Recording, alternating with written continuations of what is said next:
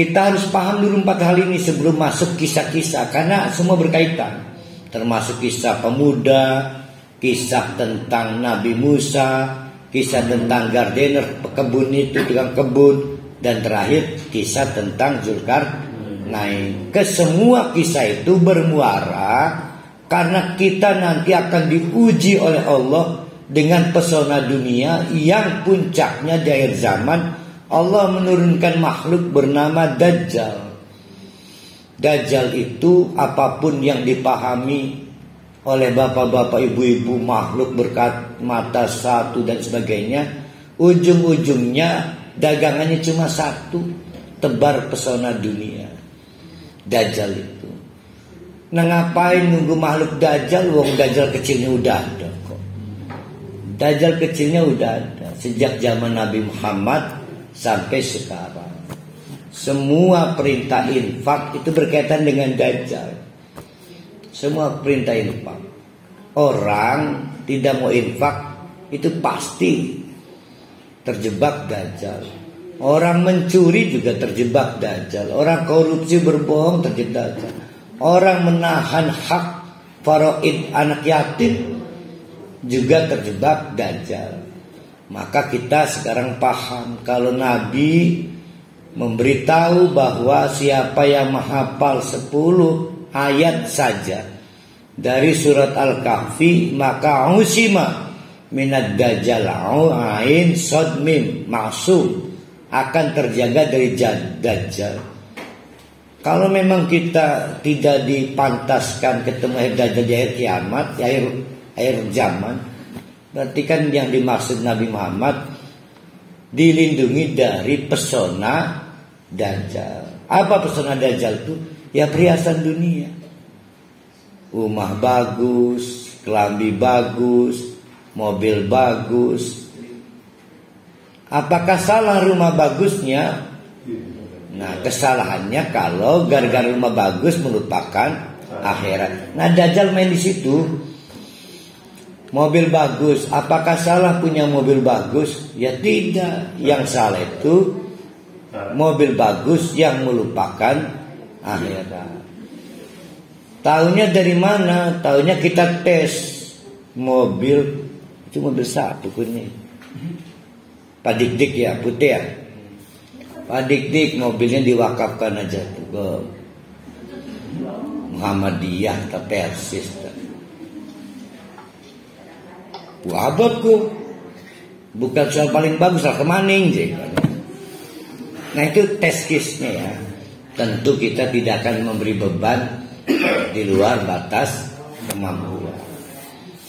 Nah, itu contoh. Sekarang mari kita masuk ke lanjutan ayat dan akan bicara kisah pertama, yaitu kisah tentang sekelompok pemuda.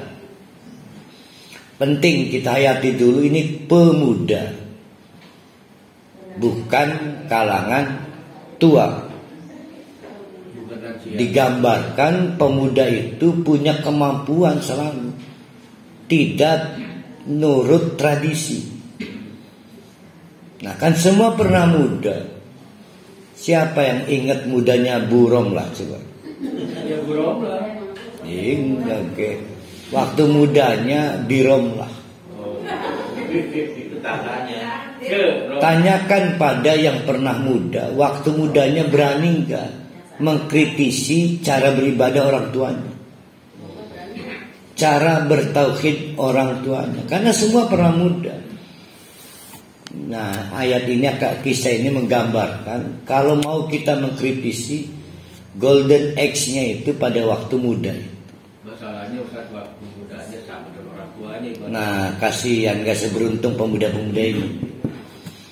Nah, ini mengkritisi tradisi keagamaan orang tuanya. Nah, dari kisah ini kita jadi paham, berarti wajib mengkritisi yang biasa terjadi. Nah, itu yang disebut studi kritis. Nggak boleh taklid. Kita baca ya. Am hasibta, emang kamu pikir? Ke siapa ini? Ke Nabi Muhammad ya?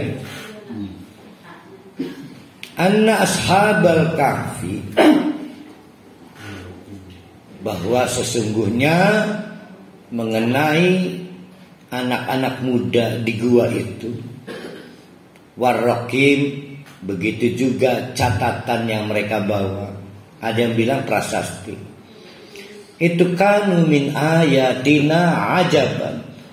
Satu-satunya keajaiban dari ayat-ayat atau tanda-tanda kekuasaan Allah. Apa ini maksudnya ini?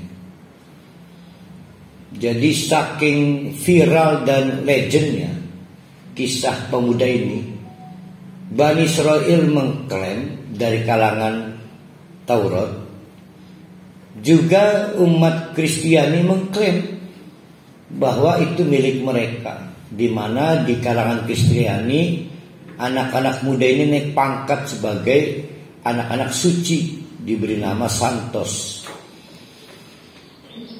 klub Santos Brazil ya, klub sepak bola.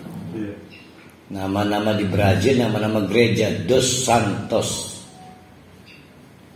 Santos itu untuk mengenang 7 pemuda Kahfi. Maka setiap gereja memiliki lagu kayak kita, Tola al-badru alaina, diulang-ulang di gereja. Artinya mereka punya cara agar umat Kristiani mengenang dengan baik kesucian dari pemuda-pemuda ini. Legend tidak kalah dari kalangan Yahudi juga sama. Seolah-olah itu satu-satunya keajaiban. Yang menjadi masalah, sing hebat siapa ke? Yang hebat siapa nih? 7 pemuda itu kan? Nah, nanti akan dibantah oleh Allah. Itu cerita yang salah. Yang hebat itu Allah. Jadi ini klarifikasi. Tapi Allah ingin nanyakan, hai Muhammad, rupanya Nabi Muhammad kelimpungan dites soal kisah itu untuk menguji kebenaran kenabiannya. Sehingga Nabi Muhammad agak tanda petik terbawa arus soal ini kisah ajaib. Kata Allah, kecil itu. Kisah-kisah lain lebih ajaib, termasuk kisah diri kita sendiri. Kok bisa ya ada para hali dari setetes air? Apa itu? Itu Ramai-Rama. Ramai-Rama Terina itu dinyanyikan lagi oleh Lesti. Judulnya apa tuh? Kak Ramat ya. Itu Ramai-Rama. Air mani itu lebih ajaib. Ya diri kita ini lebih ajaib. Kalau cuma ada pemuda diumpetakan ning gua, digawe turu, pak gawe kayak mati padahal turu, digawe turu padahal matanya melek. Itu kecil. Yang hebat mas soal kita yang tertumbuh maujud dari setetes sperma.